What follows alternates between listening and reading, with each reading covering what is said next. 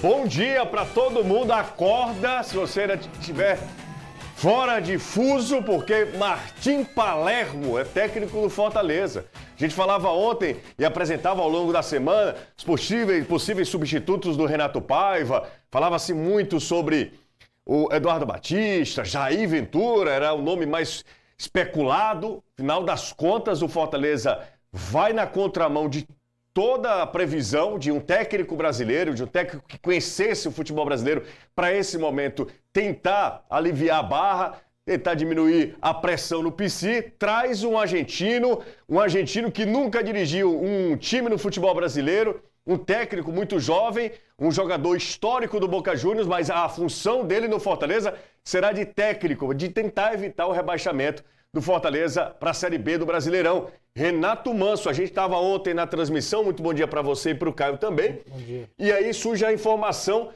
o jogo estava quase, assim, estava se resolvendo, a gente teve esse luxo de olhar o celular durante a transmissão. Sim. Quando eu olhei que eu disse, Palermo no Fortaleza, que susto, todo mundo teve essa sensação também ontem, né, Renato? Ótimo dia para você, Caio, todo mundo que acompanha a gente.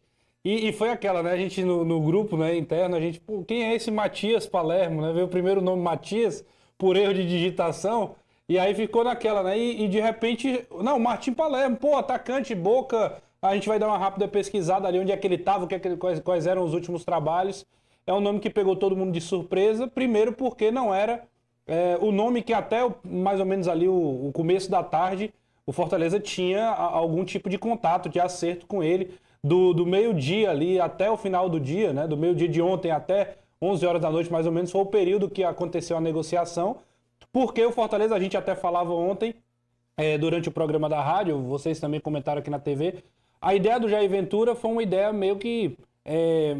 emergencial. E bloqueada pelo impacto. Teve uma grande rejeição, né? Uma grande rejeição ao nome dele, um nome que tem essa característica de ser um cara que vem para apagar incêndio, para tentar salvar equipes do rebaixamento. E aí surge o Martim Palermo, que a gente vai, né, obviamente, conversar bastante sobre as características, os motivos, mas chamou muita atenção porque o Fortaleza tira um nome da caixa, pensa diferente de novo. Agora é saber se o raio vai cair duas vezes no mesmo lugar. O Palermo, Caio, é uma grande aposta do Fortaleza. Quando eu falo grande aposta, eu me refiro a uma aposta gigantesca do Fortaleza. Na minha avaliação, qualquer escolha que fosse, seria uma aposta, mas trazer alguém que nunca trabalhou no time brasileiro para se ambientar e tentar dar uma resposta imediata é uma grande aposta do Fortaleza, uma aposta muito ousada. Caio, bom dia para você. Bom dia, José. Bom dia a todo mundo que está acompanhando o Futebolês. É uma aposta ousada, arrojada e arriscada. A gente pode falar dessa forma. Não só pela questão de ser o primeiro trabalho do Martim Palermo no futebol brasileiro. É um treinador que vem numa projeção, numa formação, desde que começou no Godoy Cruz. Vem até dos seus dois últimos trabalhos, os trabalhos mais relevantes. Ser vice-campeão da Copa da Liga Argentina pelo Platense não é pouca coisa e deixou lá muito da base que viria a ganhar uma apertura desse ano. E ganhou o Campeonato Paraguaio, né, do segundo semestre do ano passado, o torneio Clausura, vai mostrando, aumentando o grau de dificuldade ao longo da sua carreira. Agora, eu estou muito curioso, né, porque a gente falou muito em questão emergencial, de gente que entende brigar com o rebaixamento, de entender como é que você trabalha dentro dessa pressão do fio da navalha o tempo todo de uma briga contra o rebaixamento, e isso o Palermo não teve. Não teve como atleta, foi um cara que surgiu no Estudiantes de La Plata, foi até campeão de segunda divisão pelo Estudiantes, depois fez toda a trajetória no Boca, no Villarreal, enfim, aquilo que todo mundo conhece. E como treinador, na Argentina, por exemplo, o rebaixamento são 28 clubes, caem só 2, um deles é que cai pelo ano, o outro é pelo promédio. No México nem rebaixamento tem, ele teve no Machuca. Então, o ambiente da briga de foice, que é o rebaixamento no Campeonato Brasileiro, que é a briga contra o rebaixamento mais acirrada do futebol mundial, porque cai em 4, porque o nosso calendário é completamente diferente dos outros do mundo. Tudo isso são coisas novas para a vida de Martim Palermo, seja Martim Palermo o ex-jogador, seja o novo treinador. Agora, o Fortaleza sabe que se não era uma aposta segura, qual seria? Que nome traria ao Fortaleza uma mini segurança de que o time ia estar mais respaldado na briga contra o rebaixamento? Fortaleza preferiu manter o DNA dessa gestão, de apostar em situações fora do comum, que Martim Palermo tenha sucesso. eu confesso que assim, eu acho que ou vai dar muito certo ou vai dar muito errado. Eu não vejo meio termo, não. Até porque essa manobra do Fortaleza, a escolha do Fortaleza é uma escolha ousada, arriscada, arrojada. Foram esses os termos que você usou. Então, nesse tipo de ação, de movimento... O risco é maior. O risco é maior. A margem de erro... É maior, mas também se você acerta, meu amigo, se Marcelo Paes tira mais uma vez o nome da cartola, antes era uma dividida ali com o Alex Santiago, né? Com o Alex, mas se ele tira da cartola esse nome e o Fortaleza se livra do rebaixamento, ele que já é enorme na história do Fortaleza, ele sai gigantesco se essa escolha ousada, arrojada, repito, e muito arriscada do Fortaleza der certo no final das contas. Vou ser bem sincero com você. Eu acho que é muito possível de dar errado. É muito, mas muito mesmo. Mas eu prefiro que venha alguém que pense diferente do que mais do mesmo. Eu acho que tem um ponto que precisa ser destacado. Fortaleza não foi no óbvio. Então, assim, ele poderia cair com o Jair Ventura ou não cair com o Jair Ventura, ok. Mas seria um nome mais óbvio. É um risco, é uma aposta, é todos esses nomes que a gente já falou aqui. Mas eu prefiro, eu tenho usado essa expressão, acho que o Fortaleza tem que morrer atirando. Então eu acho que o nome do Palermo, nesse sentido, apesar da inexperiência, com o contexto, como o Caio já falou, até porque ele nunca passou por esse tipo de cenário, então é óbvio que é a primeira vez também, eu acredito que é uma tentativa diferente. Eu acho que pelo menos há um alento e o torcedor parece que comprou essa ideia. Então eu me colocando no lugar do torcedor, eu preferia ver meu time tentando uma alternativa fora do convencional. E acho que o Palermo tem isso. Agora, se vai dar certo ou não, volto a repetir o que eu falei agora nessa última parte. Tem muita possibilidade de dar errado, por todo o contexto que o Fortaleza já está imerso. E acho interessante a história do contrato ser até o final do ano, com opção de renovação para outro ano. Porque nesse momento não dá para falar Fortaleza e projeto na mesma frase. Não. Fortaleza tem que tentar se livrar do rebaixamento, depois ver como é que faz isso. Se o Palermo tivesse condição de jogar, seria uma ótima contratação. Porque é o seguinte, como jogador, é um dos maiores jogadores da história do Boca, um dos maiores jogadores. Para quem já visitou La Bombonera, simplesmente tem um monumento, tem uma estátua de Palermo lá no Museu do Boca Juniors. É o maior artilheiro da história do clube, foi campeão de Libertadores 2 vezes, campeão mundial, de Interclubes. Curiosamente, pela seleção argentina, ele ficou marcado por perder 3 gols contra a Colômbia, né, lá em 99, mas também foi um jogador muito importante na sua era, na sua década. Um dos jogadores mais importantes do futebol argentino, porque estava ali sendo protagonista por 9 temporadas no Boca. O Palermo jogou 9 temporadas no Boca Juniors, marcando mais 400 jogos, mais 200 gols. 237 gols em 404 o maior artilheiro da história do Boca. Isso é muita coisa, tá? Jogou em poucos times na carreira, inclusive, né? Assim, o Palermo é um cara que foi da seleção, disputou Copa do Mundo, assim, como jogador é um cara totalmente indiscutível, acima da média. Ficou muito conhecido por isso aí que a gente tá vendo, o folclore aí dos 3 pênaltis perdidos contra a Colômbia, mas certamente acertou muito mais pênaltis do que errou na carreira, né? Então, assim, é óbvio que fica o estigma, mas o Palermo é um daqueles atacantes gigantes, né?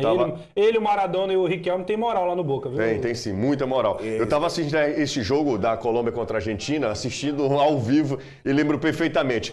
Histórico, porque o Palermo não vem para ser atacante, né? Tem isso também. Mas eu quero saber do histórico do Palermo como técnico, foi recentemente campeão paraguaio e a gente tá vendo aqui, Caio Costa, não é de hoje que ele é técnico, porque tá todo mundo, o Palermo tá chegando agora. Né? Novidade, não é, desde 2012 que ele é técnico. 13 anos de carreira. Exatamente, foi técnico do Godoy Cruz, do Arsenal de Sarandi, equipes menores do futebol argentino, campeão pelo Olímpia, na temporada 24-25, campeão agora, né?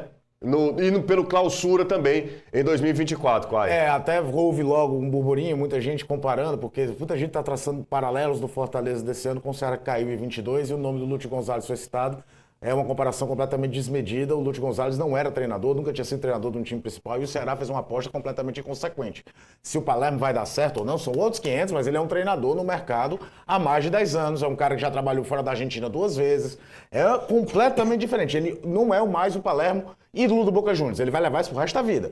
Mas hoje ele é o Palermo, treinador de futebol. Qual vai ser o tamanho dele como técnico? Vamos ver ao longo das temporadas. E é bom frisar também que talvez os trabalhos mais relevantes são os últimos 3. No Aldovise ele levou o time às quartas de final de Copa da Argentina. No Platense ele levou uma equipe que estava em baixa, completamente ele entregue. E aí tem uma questão diferente do contexto do futebol argentino hoje, que o rebaixamento é muito difícil de acontecer. Ele consegue uma recuperação e leva a equipe até a final da Copa da Liga da Argentina, perde para o Rosário Central. E o Olímpia é o maior desafio, porque treinar o Olímpia na Argentina é treinar o Boca na Argentina. Nós estamos falando do Paraguai, perdão. É um clube gigantesco, uma pressão do tamanho do mundo. Ele ganhou o campeonato, é um campeonato que a gente sabe que é dividido entre 3 clubes, Cerro Porteño, Libertad e Olímpia, e acabou caindo porque é um clube grande. Fez uma campanha ruim na primeira fase da Libertadores, não tem que se sustente num clube do tamanho do Olímpia. Perdeu 4-0 pro Vélez, né? O próprio Vélez que elimina o Fortaleza. E foi um time que foi lanterna no clube que tinha o Bulo-Bulo, né, gente? Foi, de fato, uma campanha terrível. E eu acho o trabalho dele no Olímpia, ele foi campeão no Olímpia e tudo mais, mas eu acho que o maior trabalho dele é no Platense, né? Porque você pega um time de menor expressão e leva a uma final de campeonato argentino e a base desse time acabou vencendo. Né? Acabou continuando a sequência. São 2 treinadores, inclusive, no Platense hoje. Já saíram. Já saíram, não é verdade? E assim, é um trabalho relevante. E o Fortaleza aposta nisso. A possibilidade de pegar trabalhos ali com equipes de menor orçamento, assim como foi muito semelhante ao Vojvoda. Agora, é claro que o contexto da chegada do Palermo é totalmente diferente da chegada do Vojvoda. Não há como ficar comparando a aposta. E outra coisa, um detalhe sobre o Palermo que a gente já deu para pesquisar de ontem para hoje, principalmente. A maioria dos trabalhos ele pegou no começo, formando a equipe e disputando a temporada inteira. O Fortaleza ele tem 20 jogos.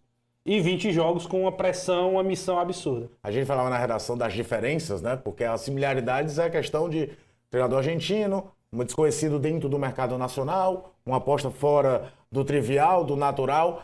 Mas, para você ter uma ideia da diferença, o Vojvoda estreou num jogo contra o Crato, de primeira fase de campeonato cearense, lá em Calcaia. O Palermo já estreia num confronto diretaço da briga para não cair.